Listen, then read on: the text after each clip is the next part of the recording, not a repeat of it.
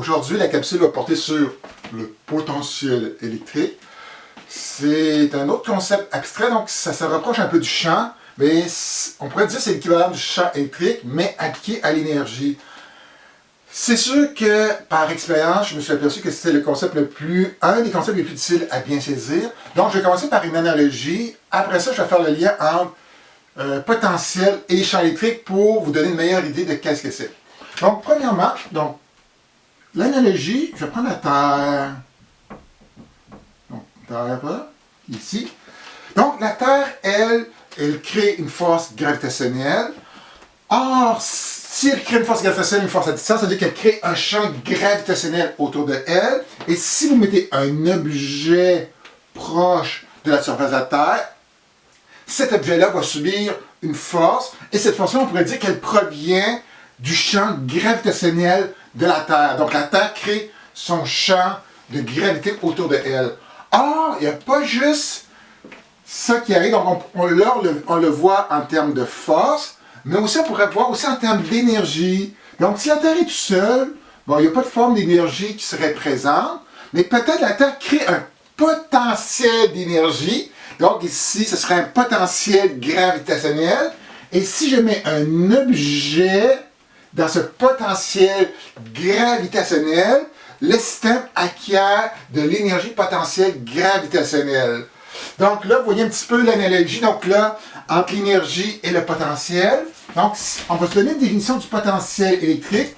Et après ça, on va essayer de trouver une équation par analogie avec ce qu'on a vu auparavant. Donc le potentiel, c'est encore, on pourrait dire que c'est une propriété de l'espace. Bon. Propriété de l'espace. Cette propriété-là, elle fait quoi? Elle est là pour créer de l'énergie potentielle à un système. Donc, propriété d'espace pour générer de l'énergie potentielle. Potentiel ici. Parfait. Donc là, on a la définition. Avec la définition, on va essayer de faire quelque chose de concret. Donc là, il faut essayer de trouver une petite relation ici. Et là, j'aurais aimé garder ma définition ici. Ben, je pense que ce ne sera pas nécessaire. Je vais diviser mon tableau en deux sections. Et d'un côté, on va faire champ électrique. En fait, on va revoir champ électrique. Et de l'autre côté, on va faire potentiel électrique. Donc, peut-être une des raisons pourquoi le potentiel électrique est moins facile à comprendre que le champ électrique. Le champ électrique, c'est la force. La force, si je me frappe dessus, ah oui, je sens la force, c'est beau. Mais l'énergie, c'est un concept un peu plus abstrait. Donc oui, je suis de l'énergie, mais c'est un petit peu plus abstrait. Donc c'est peut-être pour ça que le potentiel est un petit peu plus abstrait ici. Donc, on va aller par étapes. Donc, qu'est-ce qu'on a vu? On a vu, avec le champ électrique, que si j'avais une charge, elle génère autour de elle un champ électrique. Donc, c'est ici, au point P, on aurait un champ électrique qui va apparaître comme ceci. Donc, particule positive, ça rayonne vers l'extérieur. Particule négative, ça pointe vers la particule. Alors, ce champ-là fait quoi? Elle va transmettre des forces aux autres particules chargées. Donc, si je veux voir la force apparaître, je dois mettre une autre charge ici, que je vais appeler Q0 pour faire une différence avec l'autre ici. Ah, une charge placée dans un champ subit une force. Donc, elle aura une force électrique ici, comme ceci. Et comment on avait défini le champ électrique? Donc, on revient avec les concepts de base. Le champ électrique, je vais le garder sous forme de vecteur. J'aurais pu le faire sous forme de scalaire, ça aurait été aussi bien. Ah, c'est la force électrique subie par l'objet par unité de charge sur la charge de l'objet qui vient de subir la force. Et si on développait, on sait que la force électrique, c'est K, Q1, Q2. Ici, ce serait K, Q0 sur R carré. Tout ça divisé par Q0 ici. Et là, donc, là, malheureusement, je vais réeffacer mes petits vecteurs parce qu'ici, il faudrait que on vous montre un autre truc pour que l'équation soit cohérente. Si je mets un vecteur ici, il faudrait que je sois capable de mettre une flèche sur quelque chose ici. Et K n'a pas d'orientation, Q et Q0 n'ont pas d'orientation aussi, R non plus. Donc là, il a fallu trouver, bon, il y a un autre truc qui existe, mais c'est pas dans le cadre du cours présentement. Et quand on simplifie, on arrive que le champ électrique d'une particule ponctuelle est donné par KQ sur R carré. Donc, c'est la démonstration qu'on avait faite avec le champ électrique. Maintenant, on va faire le potentiel électrique. Donc, on va réfléchir de la même façon. Donc, j'ai une charge Q tout ici. Cette charge Q-là, elle génère un champ électrique, donc une capacité de transmettre la force, mais aussi, elle génère autour de elle, une capacité à produire de l'énergie potentielle pour un système.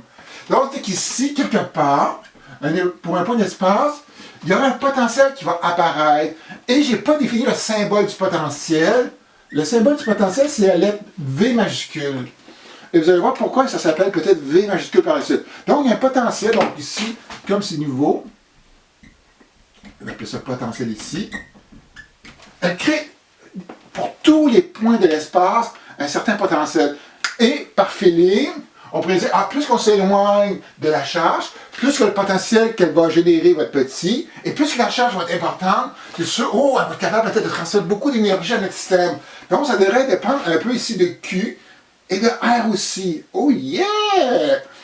Donc, si pour générer la force, par un champ, ça prenait une charge, pour que le potentiel devienne de l'énergie, il faudrait placer aussi une charge à cet endroit-là.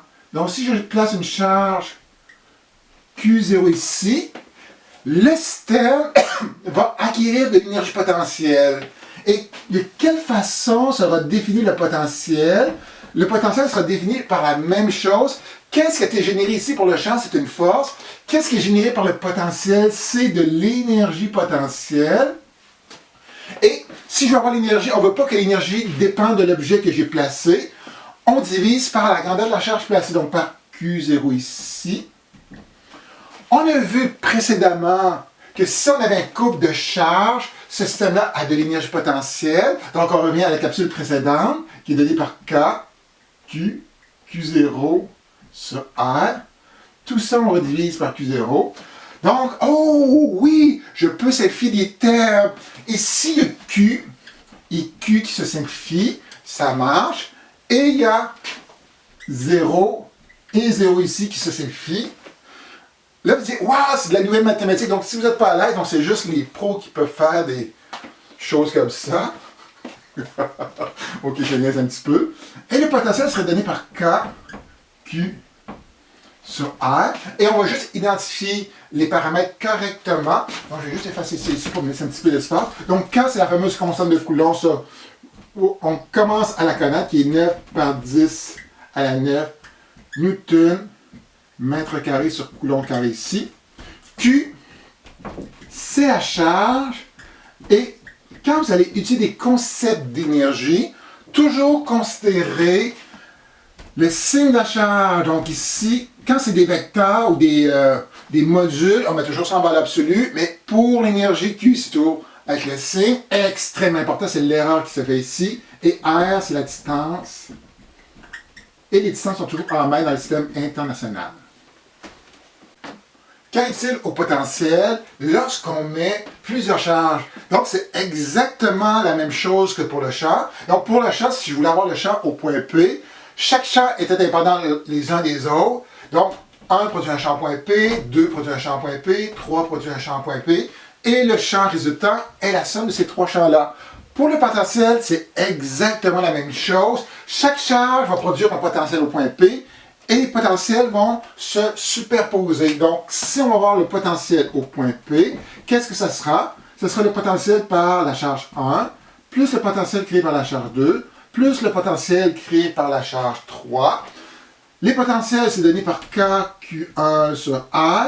Donc, je rappelle qu'il faut conserver le signe de Q, plus K, Q2 sur R, si je vais appeler ça R2, R1, plus K, Q3 sur R3 ici. Donc, si vous avez ce genre de problème-là, vous pouvez faire une mise en évidence pour le K, pour l'éviter de calcul, marquez 3 fois 9 par 10 à la nette dans votre calculatrice, vous allez obtenir le potentiel, pas résultat, mais le potentiel total à ce point-là.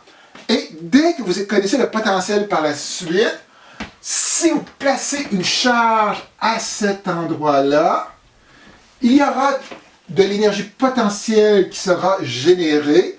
Et si vous voulez avoir, si j'appelle ça par 4 ici, et si on va avoir l'énergie potentielle qui se retrouve dans 4, qu'est-ce qu'il devra faire? C'est la même chose pour le champ et la force. Donc, qu'est-ce qui va subir le potentiel? C'est 4. Et elle va subir le potentiel qui est au point P. Donc, la charge de 4 avec le potentiel à cet endroit-là va donner l'énergie potentielle qui est générée par la présence de la particule 4. Et je me suis aperçu en réfléchissant que tantôt j'ai oublié quelque chose d'important et c'est pas si pire que ça. J'ai pas parlé de l'unité du potentiel. Pourquoi c'est peut-être... Ah oui, faire des choses avec l'énergie c'est correct, mais il y a peut-être une raison que pourquoi le potentiel c'est important. L'unité de potentiel c'est le vol. Oh, dans les circuits électriques, on mesure des quantités qui sont des vols.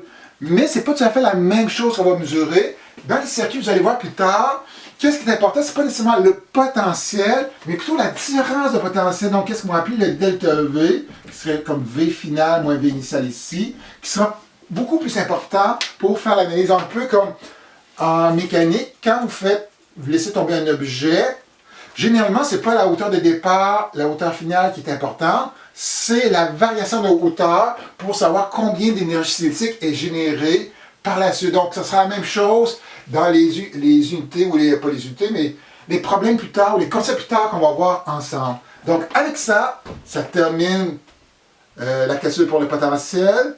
Donc, je vous souhaite bonne journée et à la prochaine.